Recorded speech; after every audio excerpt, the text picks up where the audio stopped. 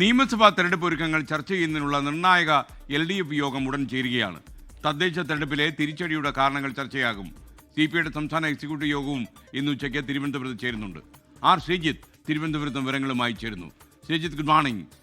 വളരെ തിരക്കിട്ട നീക്കങ്ങളാണല്ലോ തിരുവനന്തപുരത്ത് ഇപ്പോൾ നടക്കുന്നത്. തലസ്ഥാന നഗരം മുഴുവൻ സ്ഥാനാർത്ഥി മോഹമുള്ള ആൾക്കാരെ കൊണ്ട് നിറഞ്ഞിട്ടോ ഉണ്ടോ?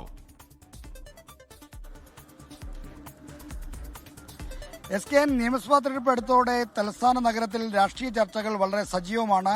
സീറ്റ് മോഹിക്കുന്നവർ, സീറ്റ് തേടുന്നവർ എല്ലാവരും വന്നണയുന്ന സ്ഥലമാണ് തലസ്ഥാന നഗരം. എന്തായാലും പാർട്ടികൾ അവരുടെ തിരഞ്ഞെടുപ്പുമായി ബന്ധപ്പെട്ട ചർച്ചകളിലേക്ക് കടന്നു കഴിഞ്ഞു. അതിന്റെ ആദ്യപടിയായി LDFന്റെ നേതൃയോഗം ഇപ്പോൾ ഇവിടെ ആരംഭിക്കുകയാണ്.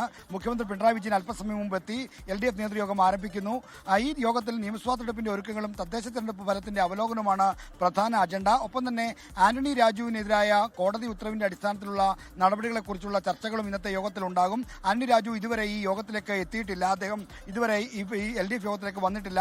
അദ്ദേഹം യോഗത്തിന് വരുമോ ഇല്ലയോ എന്ന കാര്യത്തിൽ ഇപ്പോഴും ഒരു വ്യക്തത ഉണ്ടായിട്ടുമില്ല. എന്തായാലും തെരഞ്ഞെടുപ്പുമായി ബന്ധപ്പെട്ട സംഘടനാപരമായ ഒരുക്കങ്ങളാണ് പ്രധാനമായും തീരുമാനിക്കുന്നത്. 3 ജാഥകൾ, രാഷ്ട്രീയ പ്രചരണ ജാഥകൾ നടത്താൻ LDF ഇന്ന് ഔപചാരികമായി തീരുമാനിക്കും. നേരത്തെ തന്നെ അതിന്റെ വിവരങ്ങൾ പുറത്തുവന്നിട്ടുണ്ട്. തെക്കൻ മേഖലാ ജാഥ CPI സംസ്ഥാന സെക്രട്ടറി ബിനോയ് വിശ്വവും, മധ്യകേരള ജാഥ Kerala Congress M chairman Jose K മാണിയും, വടക്കൻ കേരളത്തിലെ ജാഥ CPIഎമ്മിന്റെ സംസ്ഥാന സെക്രട്ടറി MV ഗോവിന്ദനുമായിരിക്കും നയിക്കുക. ഇത്തരം തീരുമാനങ്ങളാണ് ഇന്നത്തെ LDF യോഗത്തിൽ നിന്ന് പ്രതീക്ഷിക്കുന്നത്. സ്ഥാനാർത്ഥി നയവുമായി ബന്ധപ്പെട്ട ചർച്ചകൾക്ക് മുന്നോടിയായുള്ള സീറ്റ് ഉപന ചർച്ച ഫെബ്രുവരിയിൽ ആരംഭിക്കാനുള്ള ധാരണയും ഒരുപക്ഷെ LDF യോഗത്തിൽ ഇന്നുണ്ടായേക്കും.